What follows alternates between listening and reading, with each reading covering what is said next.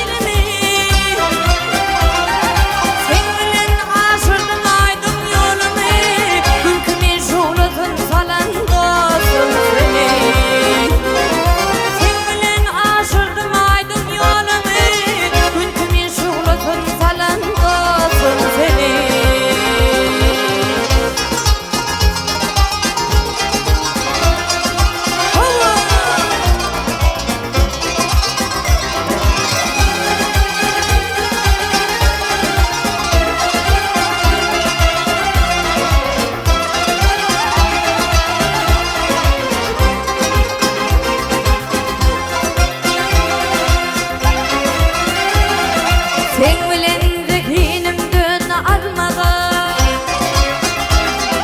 sen bilen zekinimden almadı, yatılıp güm olup gitti gelmedi. Sen bilen nur çayır ayım yılladın, gerişte kemayet bolun dostum seni. Sen bilen nur çayıp ayım yılladın, gerişte kemayet bolun dostum seni.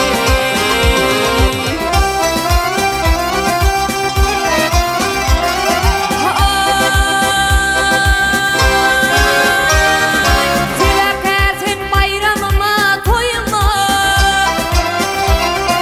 bak kuşum konurdum bağıt öyüme. Dostuma mideme ömrüm boyuna, halal dekmet adın alın dostum seni. Sen bilen mideme ömrüm boyuna, halal dekmet adın alın dostum seni. Halal dekmet adın alın dostum seni. Gelişte kemayet bolun dostum seni.